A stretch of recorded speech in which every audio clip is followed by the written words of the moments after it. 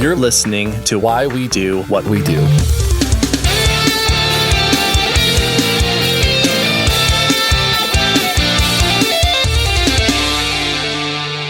Welcome to Why We Do What We Do. I am your clothing optional host, Abraham. And I'm your never nude host, Shane. We're a psychology podcast. We like to talk about all the things that people do and why they do them. And we take this sort of very sciencey behavioral angle to understanding what people do rather than doing what I think is sort of the pop psychology armchair angle. I mean, maybe we do that a little bit. We have to speculate on things. We have our moments, yeah.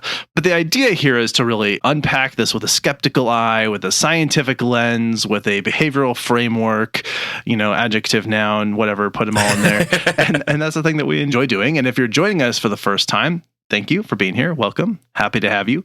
You can support us if you like what you hear today by liking and subscribing, leaving a rating and review, joining us on Patreon, picking up some merch, or you can go completely naked and just shave WWD into your back hair, and that would be a thing that you could do. Yeah. And I'll talk more about the ways you can support us at the end of today's discussion. I'm excited to get into our topic, and I don't know if I've really given it away too much, but before I do this, I'd like to acknowledge that this episode is coming out on July 26th, and there are some specific dates about which we'd like to acknowledge because it is July 26th. Yes, today is all or nothing day, because we hate nuance here. That's right. There's no in between. That is all you get. Anyway, it is also Aunt and Uncle Day, or maybe it should be Aunt or Uncle Day to fit in with all or nothing. Yeah, I mean, that's so Aunt or Uncle Day. I'm a proud uncle. I like being an uncle. It is One Voice Day, only One Voice Day, no more, no less, to fit in with All or Nothing Day. This has to do with reading the Universal Peace Covenant. The idea is that everyone reads at exactly 6 p.m.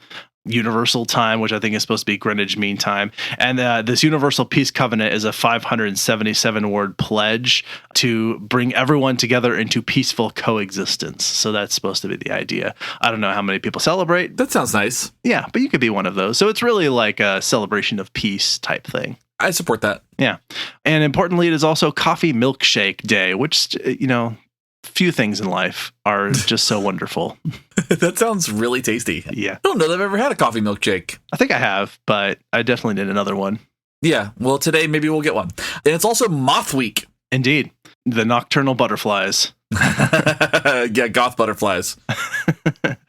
All right. So we are actually not a podcast that just breaks down holidays. That's just something we do for fun at the beginning of this to let you be better in touch with the things that are going on in the world around you. Because, sometimes we go off the rails on some very weird sort of sidebar topics that no people have ever heard of and don't again after we've talked about this. But yes, before we get into our topic, I have one more piece of housekeeping, which is that the podcast awards are out. They're out in the world. You can nominate us. You can vote for us. These are the People Choice Awards. They're open until July 31st. So you're almost out of time. So go to podcastawards.com. You can click to nominate and to vote. So go there and vote for us. I think we've been nominated for it, but I'll go double check and make sure. Either way, go there and check it out. If you see our name, then vote for us. And if you don't, then nominate us. And that way we'll be on the list and we'll see what happens. Yeah, we'd like to be an award-winning podcast. Yeah, the only awards we've won are the awards we've given ourselves. Yes, which, I guess is fine. Yes. It works. Although, we've had support and help from various organizations such as the Disseminating Behavior Analysis Special Interest Group, which of course we are eternally grateful to their help. But anyway, yes, that is a thing that's happened. Let's get into our topic today, shall we? Yes, we shall. All right. Well, let's start with a little background. So a bit of a story here. We're going to talk about someone just for a moment. She's not the star of the podcast, but she's going to help introduce it. Her name is Carolyn Hawkins. She's a perfectly normal person whose life was suddenly shifted in a totally new direction. Not bizarre, not not that crazy or anything, but just if you saw her on the street, you'd be like, that looks like a person who's doing normal things. And then her life all of a sudden took a very different direction when her husband asked her to accompany him to Cypress Cove, which was a nudist resort in Central Florida. Ah, yes, it's only an hour away from where I live.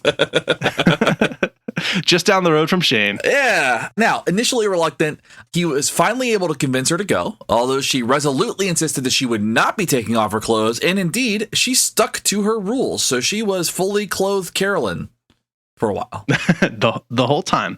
And once in the midst of the community, she was surprised by many things. For one, everyone was kind, friendly, warm, welcoming, and not at all pushy about the fact that she had chosen to wear clothes.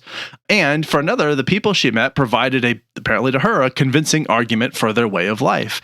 And finally, that she kind of just stopped noticing the nudity that was around her or thinking of it as being in any way out of the ordinary. It started to just feel like this is just people here. And there was really nothing else to comment on in that way. Yeah. So despite her original reservations, she started to see the appeal. And by the end of that trip, she and her husband were registered members. She loved it so much that she started working there. Eventually, she and her husband moved there, and she even became the public relations coordinator for the American Association of Nude Recreation, or AANR, which sounds really fun to work. Like, be like, hey, there are naked people here. Come hang out. The AANR, this American Association of Nude Recreation website, amazingly helpful. One of the key resources for what I was able to find and information for this here. I found, plenty of sources, but they just very, very helpful place. Go check out their website.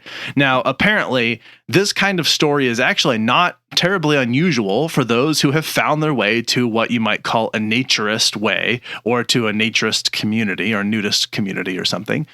Many of the people who have joined these naturist or naturalist clubs, when they started, they were completely opposed to the idea of nudism. They're like, under no circumstances would I ever do anything even remotely like that. But nevertheless, they find themselves completely enmeshed in this sort of nude culture. Yeah, and there is some discussion to be had about the role of clothing and fashion in our psychology and how that impacts our behavior and our psyche, as well as lewdness or even being offended. But we are mostly going to leave that for another day. I think there's a lot to discuss around Puritan values in the United States and why we think nudity is a bad thing. Like, there's a lot there. There's no way we're going to be able to tackle it here. Right. Yeah. We've got enough to talk about with just the history of nudism. And so we'll review that history as well as some of the behavioral and psychological implications of being unclothed for extended durations, possibly most of the time. And yeah, so we wanted to dig into why are there people who find this nudist way of life so appealing? What's going on with these nudist colonies? Are these just big sex clubs and that sort of thing? And we'll talk about what's going on with these and sort of where it came from. This is one of those episodes that lends itself well to history, I think. Yeah. And so let's go ahead and start there. To anyone that's listening, this should come as no surprise that humans have not been wearing clothes throughout the entirety of human history. For as long as we could document, we know that people didn't wear clothes. So ancient Egyptian pharaoh Akhenaten, Something like that. Akhenaten, from 1385 to 1353 BCE, purportedly started social nudism, and as we discussed in our Spartan episode, the Greeks were frequently nude. Lots of naked people throughout history. Yeah, absolutely. And we're obviously born naked, and we do lots of things naked, and we usually bathe naked. And so, like, if there's one thing that is true of all humans, it is that at some point in our lives, we are completely naked. Unless you're Tobias Funke. unless you're Tobias Funke. All right. Now, the Olympics even were held entirely in the nude, and athleticism was commonly a naked activity, particularly in Greece when this was going on. And it does make sense if you think about what clothing options were kind of available at the time that athletic events were going on. Casual daily clothes were barely tailored. Right? They were often very warm. They were often very restrictive. So like swimming and exercising in warm weather in general just didn't really work with clothes. Right. Also, they were probably a fire hazard because they were often made of like dried plants or things like that. And so you're going to be, if you're trying to keep warm and you're wearing one of these things, you might go too near a fire and then you have to throw your clothing away, which took who knows how long to make. So, there was just a lot of activities that people did that clothing was not very useful for. And so they only needed clothing for certain activities. Right. Bathhouses or bathing areas were where people would gather to bathe together in the nude, and even toilets were public places. So you found these kind of like these large congregations of people doing things that naked people do. They didn't have doors or walls, so they were kind of these communal areas where people were just kind of hanging out naked, and people would sit next to one another and talk while they did their business. It was not something that was kind of taboo or uncut. It was kind of like a standard practice in the communities. Yeah, basically bathroom stalls without the stall part. Yeah. It was like a bench with a bunch of holes that you would sit on, and then people would just talk to each other about the news while they did their thing. In the late 1600s, although most of the world was mostly bathing nude, some bathing costumes were developed for women and later men who would visit these bathhouses. This is sort of a precursor to things like swim outfits and that sort of thing. Sure, which is really interesting. And the history of swimsuits is probably a whole nother episode we've got to do. Yeah. Now, as the world became more global, nudity was increasingly scarce until the Renaissance, during which the human body regained acceptance and was accepted in art and in public. And even Christian leaders accepted, to some degree, the logic that if God created humans in his likeness, and we aren't born with clothes, that the likeness must be naked and must be good. I love kind of the ebb and flow of Christian leadership and all that stuff. I think that's a fascinating thing, what they find morally aberrant versus what's fine, you know? Yeah. For a little bit, people who like the Bible thought naked was good. Yeah, I mean, that was the zeitgeist. Now, the ultra-conservative Puritans, a liberty-hating people who worshipped shame and misery so thoroughly that they wouldn't even bathe, instead considered changing their undergarments periodically while hidden behind blankets or hidden behind or under blankets for modesty as good hygiene. And so what I'm saying here is that there were this group of people who were so opposed to nudity that they wouldn't clean themselves more than a few times a year at most, and that they were all you have to do is change your clothes, specifically your undergarments, and make sure nobody sees you while you do that. I mean, the Puritans really wanted to use government to control everything that everyone did, and so that's why they moved to the Americas, to do just that, as they were we're going to impose our moral hang-ups on everybody else, and we're just going to make that be part of the government here. And now they all wear red hats. In the 18th and 19th centuries, well-regarded public figures such as Benjamin Franklin and Henry David Thoreau thought nudity was very healthy. I love the idea of Ben Franklin just thinking nudity is the bee's knees. Just, he's out there flying a kite with a key strung to it, just in the nude, and just this is great. This is that's his thing. Yep. Thoreau regularly took nude walks, including to town, and Franklin would take air baths, during which he would open all the windows and sit naked in them to receive the full effect of the air. President John Quincy Adams regularly bathed in the Potomac. So everybody was naked, and they signed this big document that made our America the way it is today. That's right. Now, the practical reality of life for settlers who were building homestead on lands that had been illegally, forcefully, or sneakily appropriated from indigenous people by the U.S. government meant that families were sharing bathrooms and water for bathing. So if you were moving out into the West and away from the cities, it was really common for these families to have basically one large metal tub. They typically bring it into the kitchen where they could easily boil water or heat water, and then the heated water was added to the tub so that each member could then take a bath in rapid succession. They could get in, they'd have warm water, and they'd take their bath. So nakedness of one's own family was just a simple reality. And it was very normal because that was just the way things happened. People had to bathe, and it was relatively difficult to do so, and so they would all sort of be around and see each other naked. And so also, again, clothes made for water really didn't exist. So swimming and bathing had to be nude. Right. Now, nakedness was much less acceptable during the Victorian era, where showing any amount of leg skin was shamefully immodest. And however, the idea that elites were so over-the-top prudish that they covered the legs of their furniture to avoid arousal is a myth. And that can be traced back to the humorous musings of British naval officer Captain Frederick Marryat. Yep. All right. We do have more history for you, but maybe peel off a layer while you listen to some ads, and then we'll be right back. Yeah, take your shirt off. It's probably chafing you.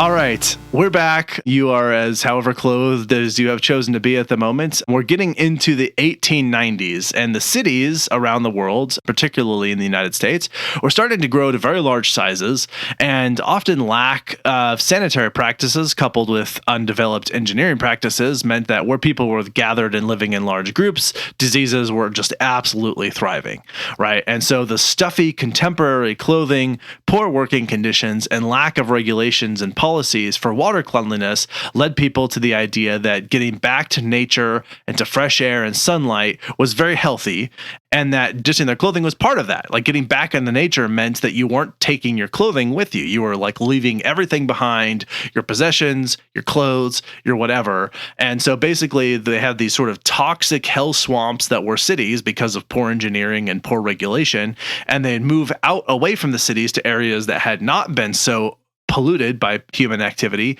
And they're like, well, this nature stuff seems to do wonders for our health. And so you leave all that stuff behind, including our undergarments. Yeah. Now, groups of people who abstained from alcoholism and sex, who ate strictly vegetarian, which was mostly synonymous with vegan back then, and practiced natural medicine, felt that nakedness was an important ingredient in self-help and healing. That's so different than today. Right. So after more than 1,000 years of not having the Olympics were revived in 1896 with the intention of exactly replicating the ancient Greek practice, which was men only, clothing optional, mostly discarded. And Eurasian countries began to take this more relaxed view of nudity again, although the United States, did not. Nope. Art and even literature that depicted nudity or sex were considered so obscene that owning or creating it could result in being jailed. Ah, man, America. Yeah. Anthony Comstock, a self-hating, prudish man, felt his mission in life was to police morality. He would love HOAs today. That would be like his jam. Like he would for sure be like the president of HOAs, but like make sure there's like a porn policy in there too. Like 100%. Yeah. Now, Comstock appointed himself the leader of the New York Society of the Suppression of Vice. Exactly. And saw anything on the spectrum of sex as evil. He had an early pioneer of birth control and Planned Parenthood founder, Margaret Sanger, thrown in jail for distributing pamphlets about obtaining birth control because they were lewd and lascivious. He successfully petitioned Congress to pass a law to prevent the distribution of lewd material through the mail, which came to be called the Comstock Act. This guy sounds like he would be so fun at parties. Yeah, he also sounds like one of those like horribly repressed people, or maybe like had always been turned down for anything remotely related to like relationships. Oh yeah. He like the original incel. Yeah, right. Yeah. I think maybe he was. Meanwhile, in 1903, what could be considered the world's first modern nudist club, Freilicht Park, which translates to Free Light Park, the founder, Henrik Pudor, championed the idea of a naked lifestyle in several books that helped attract people to his club. And so this grew into the free body movement that reflected the earlier ideas of health, vegetarianism, and nudism, very similar to those other ideas that we're talking about before. Right. Now, in 1929, we saw the first organized nudist activity in America. Kurt Barthel was a German-American who got a group of people together and rented a remote, undeveloped land outside of New York City over Labor Day weekend. There, the group enjoyed a clothes-free weekend of outdoor activities such as hiking and swimming, and it was not a sex thing. Just to be clear about that. It was just being outside naked, and it's basically an air bath. It was Ben Franklin's air bath. Yeah, very much so. And that was a very important piece of this, is that this was really not about a sex thing. And we'll talk a little bit about the intersectionality that happens there later. But first, like, we're just unpacking the history of these nudist organizations. Yes. So that was 1929. 2 years later, Barthel's official naked club, the American League for Physical Culture, had a permanent location called Sky Farm outside of New York City. Over 200 people signed up for this the moment that it formed. And so the police were like, we're going to raid this. Anything successful that is outside of the norm, we're going to tear it down. So the police raided it. I love the idea of the police raiding it in terms of like the logistics, because the pat downs would have had to been so easy. It's like they could walk in and be like, nope, no weapons. Yeah, pretty much. However, the following trial saw a major victory for the club as the judge ruled in their favor. He cited the fact that they had gone out of their way to ensure their own privacy and they were not in other people's space, and that they weren't doing anything lewd. Again, it was not about sex. It was just about being together with a group of like-minded people. One of the things that they happened to be like-minded about was being nude. Right. And the trial sort of garnered a lot of attention. The fact that it was successful also had a lot of people interested. And so this resulted in many more members signing up for the club. And the attempt to suppress nudism actually gave it a tremendous boost. And not for the last time, we will find out as we're getting through history. But yeah, these sort of ultra prudish, these people who are going out of their way to not do this in my space, I'm going to police them anyway. And the decision to do that resulted in a lot more people joining that club, so there being a lot more people doing that. So this sort of backfired in a very lovely way. I think that's an important precedent for something like this, right? I think this will happen time and time again, where somebody who tends to have maybe a really conservative leaning, like a more Puritan leaning, I should say, not even conservative, but like a really Puritan leaning, and will go after something, and then a judge will rule on it. That will set a precedent for like more people kind of finding favor in that or getting permission to do something that is actually not lewd and not a problem, but actually now there's legal precedent to say, this is okay, right? Yeah. And they weren't doing, like, as we said, they weren't doing anything. They just decided to do normal activities minus clothes. Yeah, they were probably playing like chess and just eating food and telling stories. It was probably great. 100%. That was actually definitely a thing that happened. It sounds like it was probably a lot of fun. Yeah. So, now, American Baptist minister Isley Boone. Oh, Boone. That name is familiar. Why is that name familiar? Oh, that's in Salem's Lot, the lore of Salem's Lot, the evil preacher that like has ruined the town. In one of the short stories, his last name is Boone. That's why I was like, he was a preacher. Oh, okay. Isley Boone decided his calling was to rule the nudist movement in the U.S., and he seized control from Barthel. Boone made the nudist agenda his fight. He spent decades setting up and pushing for legality of nudist clubs around the country. He ran the clubs with strict guidelines that tightly controlled who could join, who could run them, and how people were to behave while there. And similar to many of the preceding clubs, Boone required members at many clubs to practice nudity at all times, practiced abstinence, that's an important thing, follow a vegetarian diet, and practice regular calisthenics. Yes. It's important to him that people sort of like look and present their best if they're going to be a part of this club.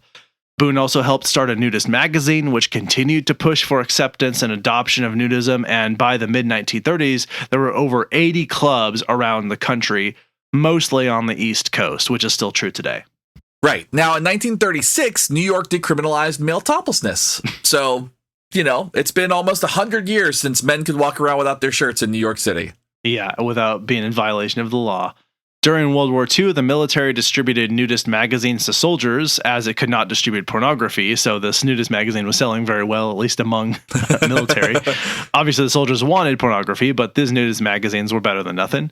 What was kind of interesting as an outcome of this is that after the war, many former soldiers, they decided to join these nudist clubs that were presented in these magazines. I think that makes sense because it's probably like with all the things that you had to have seen during World War II and how terrible it was, like it probably makes sense to just go back and be like, there's peace here. Right. I imagine that the nudist clubs are incredibly peaceful. Yeah. Now, in 1941, Congress reinstated the Comstock Act, no distribution of lewd material through the mail. That's what was going on. But Boone took the fight to the U.S. Supreme Court, which again overturned the act in 1958. So another win for nudists. That's right. So we kind of did a skip there because that was like a 17-year period going on as this fight. In the middle of that, in 1952, the Supreme Court also overturned the Hays Code. And this was, for those people who are big cinema buffs will recognize this, but the Hays Code entailed a strict censorship of nudity, strong language, and even the depiction of generally, quote unquote, inappropriate behavior in films. So this was largely the precedent that later set up the MPAA, who, like, when films didn't have a rating system, they didn't have the Hays Code, there was this blurry space in between where filmmakers could make whatever they wanted, and then the MPAA was like, under no circumstances, we hate art, we're going to shut that down. And then that's what's been in place ever since then. Yeah, and honestly, that kind of thing has happened across multiple mediums. If you go back and look at the history of comic books, it's the same thing for a very long time. That's why Superman, one of his powers is that he can shoot tiny versions of himself out of his eyes, I think. And he has like miniature versions of Superman that go around, and like that was a superpower he had for a minute. Weird. I mean, it happened with, as we talked about, with video games. Obviously, it happened eventually with TV shows, like syndicated, serialized TV shows, as well as music has gotten all this. So, yeah, anywhere where there is art, there is someone trying to tear it down, turns out. Yeah, throughout history. Now, over the following decades, nudism waxed and waned in the U.S., although largely maintained a steady growth, estimated to be about an $800 million industry by the end of the 1990s. So people are really stoked about this. It can be a moneymaker. Yeah. And then the last thing to sort of say on the history of the timeline here, there's sort of a last word that has continued to grow. They're still around. There's lots and lots of people who do this, and that's a thing we'll get into. But also, I think an event that many people will have heard of is called Burning Man. This is an annual event. This began humbly on a beach in California in 1986. It now regularly attracts over 70,000 people to northern Nevada's Black Rock Desert, which is only a couple hours drive from where I'm at. Matter of fact, most people will fly into Reno, and there's this whole burner culture that happens because 70,000 people is a lot. A lot of people. Add Burning Man. If you weren't familiar, there's a lot of things that go on, but essentially it becomes its own little temporary self-regulating government, and people are allowed to practice naturism or nudism as much or as little as they wish. You can go there and be totally clothed the whole time. You can go there and be totally naked the whole time. Anything goes. That is not a thing that they choose to police there, which attracts a lot of people to it. They want to have that experience. So that's sort of a thing that has happened that is sort of nudist adjacent, but is relevant. I mean, it sounds like a fun event, but it also just sounds like there's a lot of dusty buttholes. I take it you have not been. I have not been. I'm being silly. I hear it's a wonderful event. I just have not ever been, and what I see does not make it appealing to me. I have been once. I don't want to poo-poo anyone's time out there. What I will say is they have this policy of leave no trace. An insufficient amount of people actually respect that rule. I think there is a huge amount of cleanup that ends up needing to be done. And I think that is probably aggressively damaging to many of the ecosystems that do exist in a place like a desert, which is not a barren wasteland, but does have a lot of life going on there. Yes. And so I think that it is not as green as it would like to be or has been able to be. And so that's a thing that I think it ends up feeling really wasteful. Like there are people who will, I've given to understand, I haven't looked into this myself, but I've heard on other podcasts, people talking about like flying private jets into like a nearby airstrip that's really close to it. Sure. So like that's pretty defeating of anything that might have something to do with being green or being natural or anything like that. And then you have to obviously ship a just mountain of resources out there. Like if you're trying to feed 70,000 people for a week and like have bathrooms and sanitation for 70,000 people, and they're running generators and stuff, like it is a huge event. That being said, the art out there, amazing. Yeah. I mean, you almost will not find cooler art anywhere. People spend years putting these things together, and then they'll go out in this big, sort of hurrah celebration where oftentimes they'll set it on fire toward the end. Yeah. Sometimes it'll make it back. But anyway, the art is incredible. The costumes are incredible. And yeah, the experience that I had when I was out there was that the angle, the nudist part of it, you get over really quickly. And it's not even complete nudist. Like it's only a chunk of the population that are practicing some amount of nudism, and it stops being novel really, really fast. Like It's just like, oh, well, there's more boobs. There's more butts. There's more wieners. I think that makes sense. I think that it's that whole thing where like art and creativity and like the general sentiment is really wonderful and really fun, and late stage capitalism tends to ruin it. There you go. Well said. Speaking of late stage capitalism, here's an ad.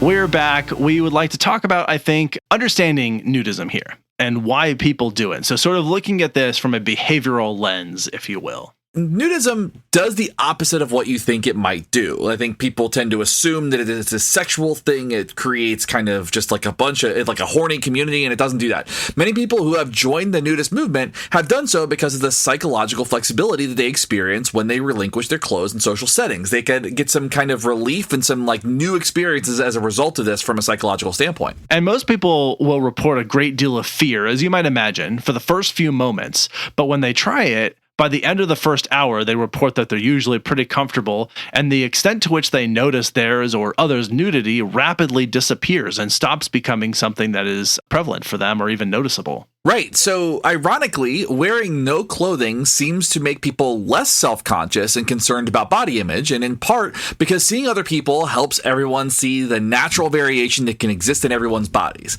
People have asymmetrical features, scars, extra weight, wrinkles, small bits, large bits, uniquely shaped bits, etc., etc., etc., and no two people look alike. So the idea of quote-unquote normal and an idealized body type rapidly fades away. I mean, once you can kind of see that there is no standard, you start kind of realizing that, now I've been comparing myself to other people that don't have the same situations that I do. And to people who don't represent how most people look. Right. Which is to say, like, you'll go to news clubs and you'll see people who are very fit, who are in very athletic shape, but they're going to have a body that looks a particular way, and maybe it doesn't look like Chris Evans or a model or something like that. They just happen to be sort of thin and have low weight, but maybe they have weird hands, or they've got this weird scar, this weird wrinkle, and it almost doesn't matter. Like, it doesn't matter whether or not they have flaws. The point is basically that people, you just start seeing them as people and not what they've sort of chosen to wear. Right. And so one reason people find comfort in nudism is it allows them to let go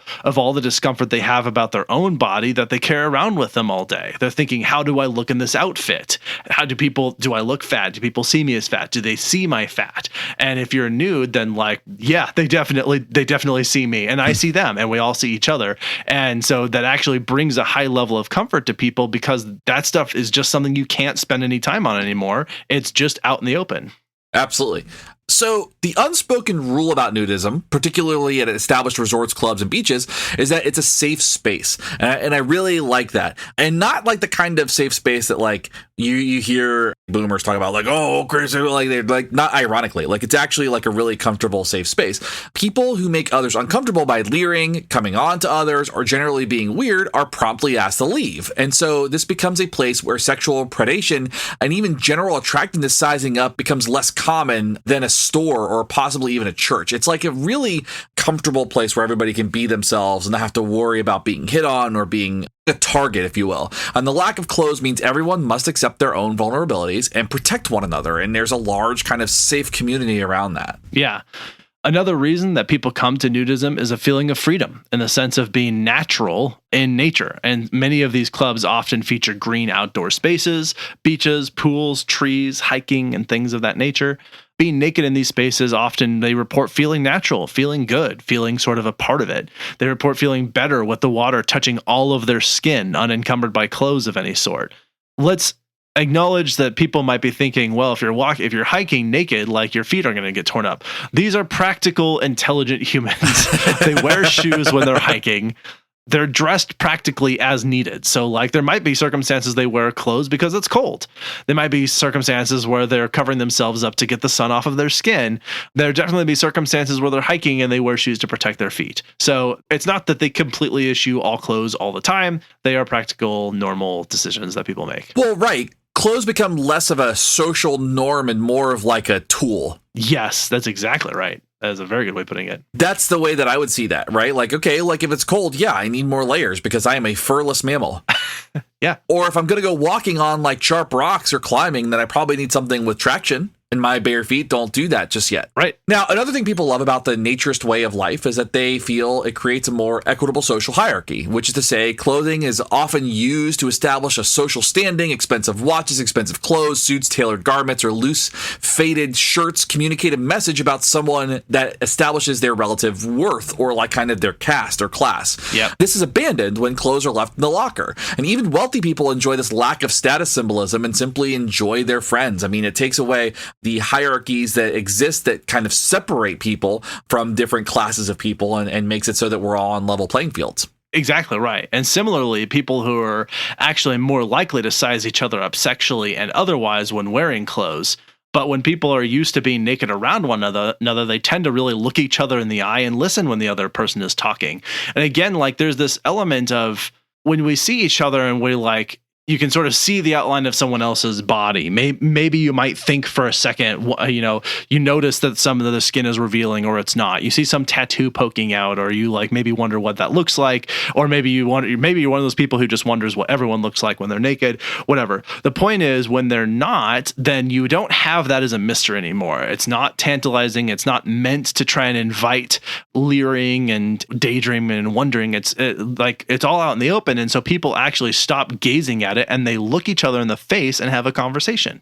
And so they're listening when other people are talking. They're looking at each other. There's a social bonding, and nudism promotes this sense of social bonding where people can feel closer to one another because the mystery and tantalizing hint of sexuality that is created by fashion is completely absent in those conversations. And they simply are as they are presented. Nothing more, nothing less. They're just humans. They're just humans in their human skin and their human bodies being human beings. That's such a nice thought. I love that. Right? Now, people all have also noted benefits of nudism and kind of these communities, and we're going to talk about a few of these. One of the benefits is that people talk about not having to do laundry very often. Saves time, saves water. I love that. And they're also not spending time choosing an outfit because there's no social kind of like standard for what that is. So they don't have to worry about that nearly as much. They're also not packing very much because they're not planning to wear clothes. So suitcase space is left for other things or maybe not brought at all. They just bring a backpack with like the hygienic stuff. Sure. And then one thing they also report is being able to get a more even tan because you're not going to have tan lines from clothes. I love that. I mean, tan lines are fine. So, but that is nice. That's a funny thought to be like, yeah, I guess no tan lines, no worried about that if that's something you're concerned about. Yeah. You sleep at a more comfortable temperature, so you don't have to like regulate quite as much because you don't have additional layers that you weren't really prepared for. And there's no hassle with uncomfortable clothing. And we just, as I'm saying this, I know that I personally adjust my clothing all day. Yeah. I think people naturally do that. You probably do too. And I've probably, now bringing this up, have made you acutely aware of the clothing that you're wearing right now in this moment, and it makes you want to adjust. Because that's what happens when we do this, right? It's the don't think of the pink elephant situation. Absolutely. That's a nice benefit to think about. It's like there's not really a lot of adjustment that you have to do. I was thinking as you were saying that, like, I know that I've adjusted my clothing several times while sitting here talking, just, tucking my sleeve that way, just pulling it down this way or, whatever, making it feel like it fits a little more comfortably. And that was something that you just wouldn't be doing at all if you don't have to worry about the clothing that sort of binds or bunches or like you get it itchy or something. An itch that's hard to scratch because you can't really reach it because it's underneath so many layers or in a place that's hard to get to. And so there's this just general level of heightened comfort that can come with that. I was just thinking we had a missed opportunity here. We could have done this entire episode topless and we chose not to. That would really have been the selling point for getting people on the Patreon where we do release videos. We do. Yes, we do. And you could have seen us both topless, but we opted not to this time. So maybe next time. Yeah. Maybe on the nostalgia episode 5 years from now. Yes, when we look much better. Yeah, give us 5 years to get really, really confident. It's going to be great. We'll ripen into perfection at that point. Anyway. But I think honestly, there was this element of it as I was reading what they were saying on these websites and stuff that I feel like I just want to really make sure I get across in these nudist clubs, because as I said, it's really not about sex. There is some level of intersectionality there where there are a lot of people who are very free and open about their sexuality. And so they'll often also join these clubs where there's a lot of sex that does happen. And because clothes just get in the way of that, they also tend to be naked a lot of the time. So it's not that there's no overlap. There are some overlap, but the nudist clubs themselves are not set up generally to be about sex. And if they are about sex, that's usually pretty explicitly stated. Right. And we'll get to some, I think, some other interesting features of these that are sort of the FAQs, the questions you probably have that I had, at least while I was doing this research. But the other thing that I think I want to communicate is just how different of an experience it is socially, behaviorally, and psychologically when you and everyone around you are in the nude.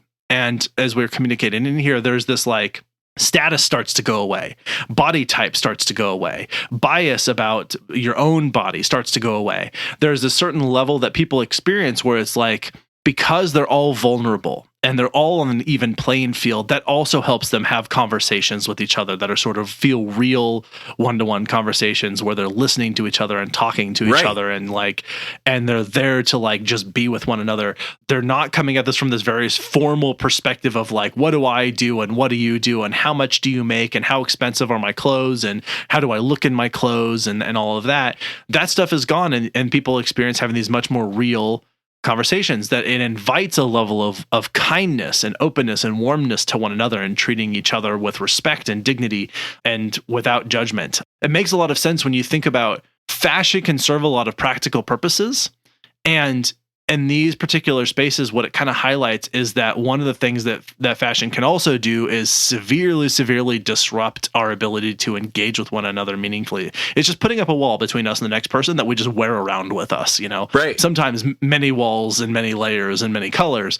And I think a lot of people get a lot of joy from fashion, and it's not to say that there is no space for fashion and clothing, but there is, I think, something to be said about this. And I feel like There's a lot to sort of unpack here in the interesting tidbits section that I always like to include when we do our notes. But I feel like in my heart, I would say that in my heart, I'm a nudist. Yes. I think I'm a naturist.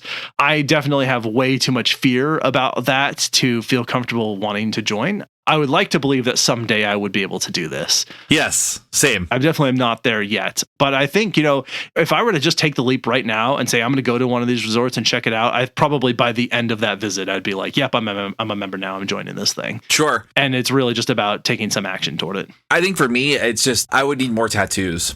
I feel like if I had more tattoos that looked like I was wearing clothes, I'd probably feel more comfortable. But I also have to recognize that, I have a negative level of melanin in my skin. And so I absorb so much sunlight. I sunburn so bad. That's a real problem for me. So there's a lot that I've got to kind of sort out before I end up as a naturist. But fair. Yeah, I like the idea. The idea seems really wholesome and nice. Shin gets sunburnt from the ambient light scattered from the sun in a room where the blinds are drawn. My dude, you joke. I have been sunburned within 15 minutes in Florida. It's real bad. All right. Well, we've gone a little bit off track, so we'll let the advertisers maybe sell you some lotion or sunscreen or something, and we'll come back to talk about the interesting tidbits available in nudism. I hope that sunscreen commercial comes up.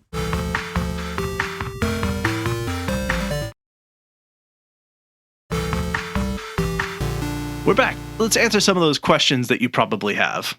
Yes. What was the website or the association? The American Association of Nude Recreation. Yes, the American Association of Nude Recreation. So they were super helpful in kind of giving us some insight on this kind of culture. And there are a couple things that we want to talk about. First, folks that are part of this kind of community prefer the term naturist, but nudist is okay. And they tend to avoid the term lifestyle, as that's been co-opted by swingers as a specific keyword for that particular group and those proclivities. Yes. They also tend to prefer club or community as opposed to colony. They like to say colonies are for ants, and so that they are instead of club. What is this, a library for ants? There's kind of a stigma about this being a bunch of old people sitting around, and there is some truth to that. It's mostly people older than 40, but it's largely because people hang-ups that people have in their youth, as well as a fear of exploitation that some have, although there's really no evidence that this ever occurs. But there are plenty of young people who do it as well, who join these clubs. But it does tend to be people who skew a little bit over the 40 mark. There are some communities that are entirely nude and even have nude grocery stores and other workplaces. The idea of that is super fascinating to me. Yeah. And most nudists still have sex, but in private. And most toilets are also still private. Yeah. Most nudists, if they are really in that community and they spend most of their time there, they'll call people who wear clothes textiles. It's kind of like how the vegan community calls a lot of people who eat meat murderers. Yeah. It's like the same, it's a very funny thing to me. A bunch of textiles. Public nudity is illegal in most countries in the world, except for Spain, Denmark, Netherlands, France, Germany, and Norway. Yep. And most nudist clubs, you are expected to bring a personal towel around with you for sitting on things. This is something I found a lot of thinking, if you're sharing a lot of butt space with people, it's considered common courtesy to just have a little hand towel with you. They did make the joke, they're if you're leaving skid marks by simply sitting on a chair, you are not wiping properly. Yeah. But nevertheless, it's appropriate for you to be bringing a towel around so people at least feel like they're not swapping so much stuff in those spaces. Never thought that we would say the term sharing butt space on the show, but here we are. We have arrived at episode 324. It took 324 episodes to say sharing butt space. So thank you for that, Abraham. You have made my entire life. You're welcome. Most nudists hide the fact that they are nudists when they are outside of their nude communities, including on social media. They tend to not advertise that so much. Yeah, it can be really stigmatizing. Men and women might have two different issues that people might think about. What if you're a nudist and you're a woman and your cycle begins or you're menstruating? What about men who, if they get an erection? So I was able to find some information on this. Obviously, those are very private things that most people handle covered by clothes. Menstruating women are likely to simply wear a tampon and just keep doing the nude lick. There's a certain amount of just what has been built into this culture is an acceptance that women's bodies do something a little bit differently and that they have to deal with that in a particular way. And everyone's just kind of cool with it. They're yeah, well, that's a thing that happens. Men getting an erection is something most people wouldn't think much about. It would be considered inappropriate to acknowledge or talk about it. Again, it's not about sex. So you're not pointing out sexual bits of things that people have going on. If they started doing something about it, then they'd probably be asked to leave. typically it's just like, there's a thing that happens. Most people ignore it and just go about their day unless the person who has the erection starts being weird, and then they're pushed out. Yeah, that makes sense. Because again, this is not about sex and it's not about predation. So like you got to make sure that it's a safe space. And if I start talking about my erection in multiple places, I mean, and arguably that's kind of a social norm anywhere, right? True. There's very few situations where talking about my erection would be like considered socially appropriate. Right. Now, nudist clubs often prefer couples and may not allow single people to enter. I would imagine, this is going to be me armchairing for a second, I would imagine because sometimes there are single folks that show up thinking that it's like a dating club. Yeah, I think that's part of it. I have heard that a lot of them tend to skew, if they're going to allow single people in, it's only women. They tend to go ratio there of like more women than men, and mostly to avoid it being, I guess, creating an asymmetry where there's a different power dynamic there that could exist, particularly sexually. And they don't want women to feel like they're sort of being stalked, like a herd of gazelle or something. Yeah, I think that's reasonable. Yeah, to allow them to sort of to either be on equal footing with or outnumber has been sort of the plan. A lot of them follow, not exclusively, but that is a place in some of them. One thing you might also worry about is eating in the nude, because these are clubs where people spend a lot of their time, sometimes almost all of their time. They do eat in the nude in public. It's actually fairly common. I actually saw some pictures of this when I was looking around trying to find the information, and people looking very happy with a plate on their lap and just enjoying whatever food they're having with no other clothes on. I love that. Although clothing is now allowed, sexy clothing might not be. So no lingerie in some of these places. Yeah. There was a time when there was no clothing allowed at all, but Right. They really try to make it not, again, be sort of sexually. PDA, so public displays of affection, are strictly prohibited in most or all of these clubs. Again, it's not about sex thing, and so they really don't like people doing anything romantic out in public. Right. Kids may be welcome depending on laws and ordinances. So that's really dependent on states and maybe even counties and cities and stuff like that, and different legal protections and whatnot. There was a couple I read about who was basically raising their kids in a nudist club, and that was actually fairly common there. There was a lot of kids who were there in other countries. And again, when they stop treating our bodies if there's something wrong with them, they need to be hidden and they need to be obscure. They stop treating them as if they're sexual objects, then it doesn't really matter anymore. Right. The kids don't see it as anything weird, and the adults don't see it anything weird, and it just becomes like people are just people in their bodies. But there are circumstances under which they might try and avoid that, and so it just depends on where you're at and what the rules are. Right. There are over 260 clothing optional resorts in the U.S. Clothing optional is a key term you'll often hear to describe a place that encourages a nudist or naturalist way of going about the club, but it's more than one per state. Matter of fact, that is more than two per state. That is more than two per state. So you go find the nearest one near you. Also, too, I just did a quick search, and there are some that are LGBTQ plus friendly. Oh, great. So there are some that are like ranked and described in a lot of those communities. So like that, if that's something that you're interested in and you don't fall on that gender binary, there are these clubs that exist for you as well. Cool. So I was curious about that as we were kind of going through this. Yeah. The thing is too, and I think it's important, like by just the very nature of being naked around other naked people, you're going to notice each other's stuff. But if you're staring, it's inappropriate. So that's kind of a big thing. It's like, you're going to notice it just like you would notice somebody's shoes or clothes or whatever. You're going to notice this types of things. But if you're staring, then it becomes a problem. Yep, absolutely. So that's kind of what we have to say about nudists, naturists, those who choose to not wear clothes. And I think just one of the big things I'd say is this is not a place where people go to photograph one another, exploit each other sexually. It's not a bunch of horny guys or pedophiles. It's really just a mix of people who are just being people without clothes. One of the things to also point out is sexual exploitation happens in places where people are always wearing clothes. Right. It's not like clothes wearing has in any way helped guard against any kind of exploitation happening. So giving basically zero rates of problematic sexual behavior in nudist groups, it's possible that part of the reason for inappropriate sexual behavior is the modesty, the quote unquote modesty of requiring clothing all the time. Just sort of food for thought there. And I think it's worth, when we talk about sort of clothing and fashion down the road, what it creates, but like it's possible that creating this tantalizing sort of sex appeal of clothing that is meant to hide and obscure and tease, or whatever it's meant to do, like just obscure in general and create this image of what might be underneath for those people. Maybe that's that helps foster that. But I think just to say that like wearing clothes is definitely not stopping sexual exploitation from happening. It's not stopping people from, behaving inappropriately sexually toward one another out in public spaces. And in these nudist clubs, that's not happening. Right. And again, they do have some rules about that, but I think that it also it seems to naturally incentivize against that type of behavior anyway. So just something to think about there.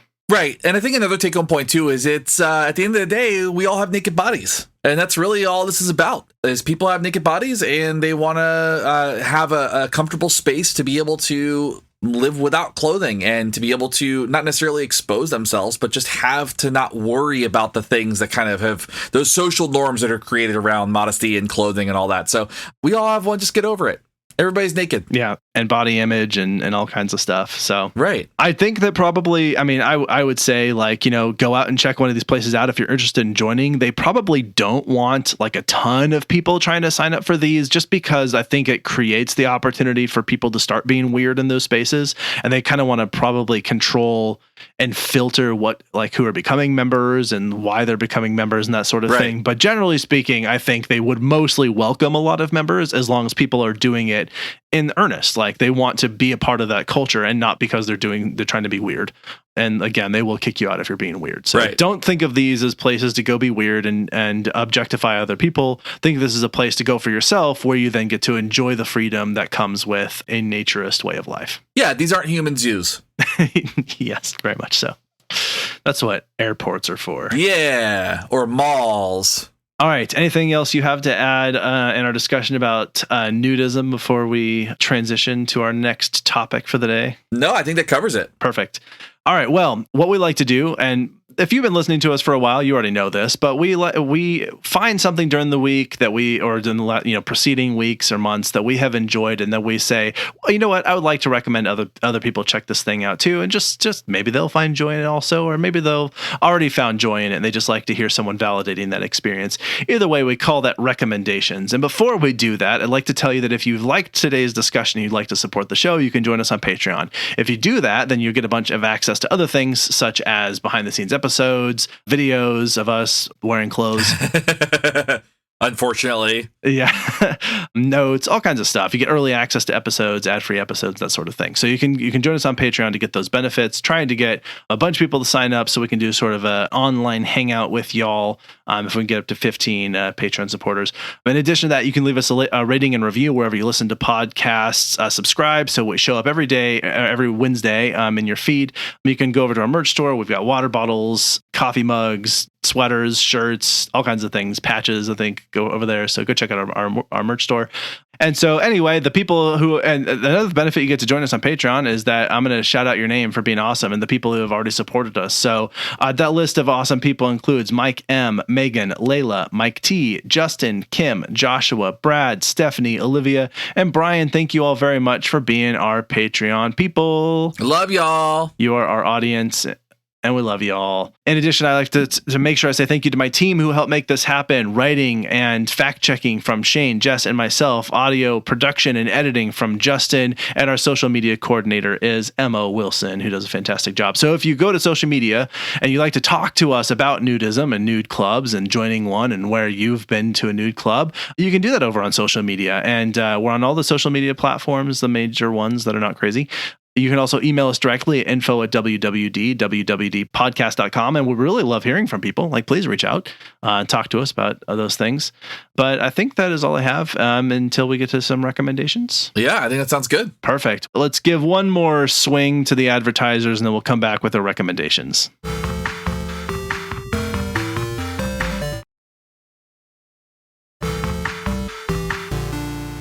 We're back. So one more quick audio transition, and then we'll tell you some things that we think you should check out.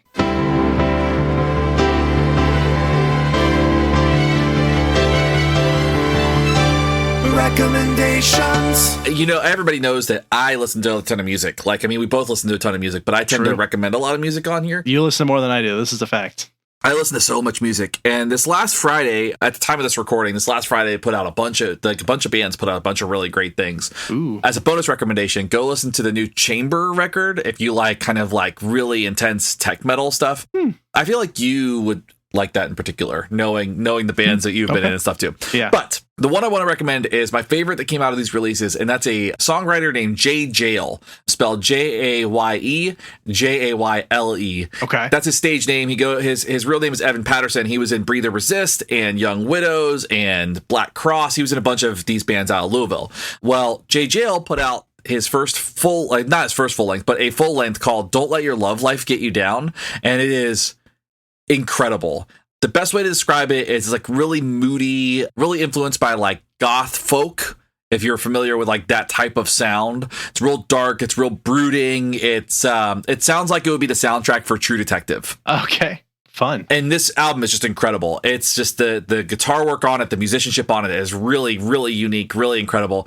And I've been loving it. So I haven't been able to stop listening to it since it came out. Oh, I am curious. I'm curious about this. Yeah. You sold it well. I have my moments. I try. All right. I am recommending a TV show. It has just came out with its second season recently. This is called Is It Cake? And this is a Netflix sort of reality TV show, if you will, that pits a bunch of bakers against each other to design cakes that look like everyday objects. So in the first season, they did like a cake that looked like a hamburger or a cake that looked like a bowling pin. I mean, it's really amazing to see what people can do with cake decorating and art. And it's, you legitimately can hardly tell, sometimes at all, often never, the difference between something that is a cake and something that is like a typewriter. Yeah. I don't know if they did typewriter, but they did do books and stuff. They do an incredible job. Oh, someone did do a printer, actually, now that I think about it. So wild. It's wild. Like you look at it and you're like, that's just a printer. And then they cut into it with a knife and you're like, oh my God, it's a cake. It's really neat to see on the show. And anyway, so season 2 recently came out. It's a lot of fun. It's over on Netflix. So if you're on Netflix, go check out Is It Cake season 2 and season 1. If you haven't seen it, then watch them both. Yeah, it's so fun. It's such a fun, and it doesn't require you to like overthink it. Like you can just have fun with it. Yeah. And it is a competition show, so there's like they sort of whittle down like people who get to stay and have to go out every episode, based primarily whether or not a panel of judges can tell if they're from a pile of objects, which one is cake. Right, exactly. Sort of the thing. They put them on pedestals and they have to choose. So anyway, I think that's what we have to say about Is It Cake and Don't Let Your Love Life Get You Down and Nudists. Is there anything you'd like to add or anything I forgot before we say our goodbyes? Be excellent to each other. Be excellent. Walk around naked in your house or something. Get used to it. Yeah. Whatever you want to do. Check out the clubs if you're interested, or don't do any of those things if you're not comfortable with it. You do you. Yeah. Just wanted to sort of share the word as we learned about this. But I think that's all I have. So appreciate you so much for listening. Thank you for recording with me today, Shane. So this is Abraham. And this is Shane. We're out. See ya. You've been listening to Why We Do What We Do. You can learn more about this and other episodes by going to www.wwdpodcast.com. Thanks for listening, and we hope you have an awesome day.